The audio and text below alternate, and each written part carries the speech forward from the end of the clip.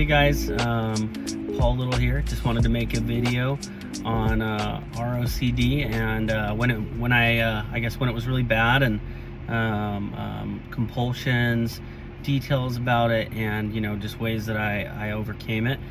Just make sure you like and subscribe down at the bottom. Leave any comments, questions, or just suggestions for future videos. Also, if you want to do any coaching, reach out to Phil at OCDrecovery.com.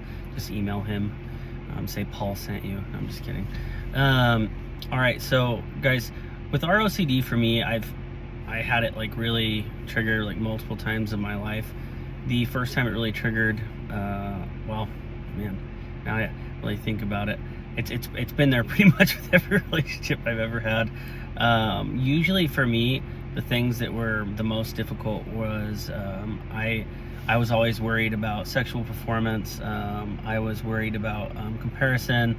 I was worried about if the other person was mad at me all the time. I was worried if the person was crazy, just because of experience in my life. I was also worried about the other person cheating on me, or me cheating on them. Not so much me cheating on them, more them cheating on me. And then like retroactive jealousy, like them having sex or having a relationship with other people before me, stuff like that. Now, the biggest things I would say that really got me stuck was the idea of someone cheating, right? So what you need to look at is,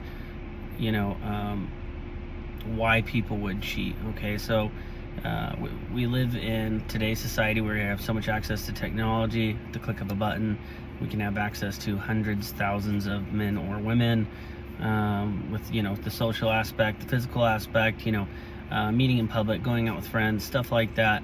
Also, that you're never gonna be just not attracted to anyone because you're in a relationship. You're gonna always be attracted to other people. It's normal. You're not gonna see someone and be like, oh man, that person's ugly and they're freaking hot. No, they're hot. Like that's kind of how it is, right? That was difficult for me, looking at other women. I thought I was doing something wrong, stuff like that. And then the idea of someone cheating on you, worried that they're talking to someone else, texting them super fast, checking their phone, asking them like leading questions, saying I love you all the time, having to have physical affection a certain amount of times in order to feel the way you feel. Those are all compulsions, right? So what I had to do for me is, one, because I used to, especially with cheating OCD, I would have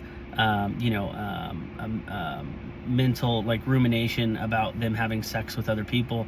So for me, I had to allow those thoughts to be there, and even at times like almost like let myself think about them, like, and make myself uncomfortable as like an exposure. And then not saying I love you, not asking questions for reassurance if they enjoyed sex, or if they liked me, or if they wanted to be with me, or asking them questions about past relationships to see if I compared to a previous person, stuff like that. And the other thing that you really have to look at is you have to separate people versus actions, because people are not actions. People have value because they're alive and human, and therefore they're serving their purpose. If you haven't read the book How to Stubbornly Refuse to Make Yourself Miserable About Anything, it'll talk to you about a scientific method to break down irrational beliefs, but also using or the book The Myth of Self-Esteem, chapter 4. It's his dissertation. Am I saying that right? I don't know. But basically that self-esteem is one of the biggest problems with the world. People thinking that they're good enough or not good enough. It really causes a lot of mental anguish for people, right? Because the reality of it is even if someone does like you or does not like you, or does love you, does not love you, believes a certain thing about you, maybe you don't have the best job, the best girlfriend, the best life, the best relationship, whatever it is, right? The reality is you can still live a perfectly happy, normal life and still feel that way and not have those things. But because we have this skewed reality, this perception, and the way that society is today, we're made to believe that we have to have a significant other, and if we don't, that there's something wrong with us, something imperfect, or being alone is bad. And none of those things are actually true. So make sure you read both of those books by Albert Ellis. But let's get back to the main point here. People and actions are not the same. So you have to break down people and break down that, just because someone does something that you don't like or enjoy doesn't necessarily make them a bad person, because they're human and they have value because they're alive and serving their purpose, right?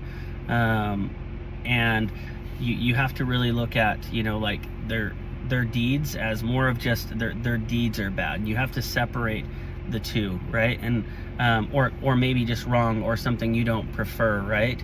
And you have to really break those things down. Now, I'd say for OCD, or not OCD, sorry, with ROCD, those were my biggest struggles, my compulsions as well.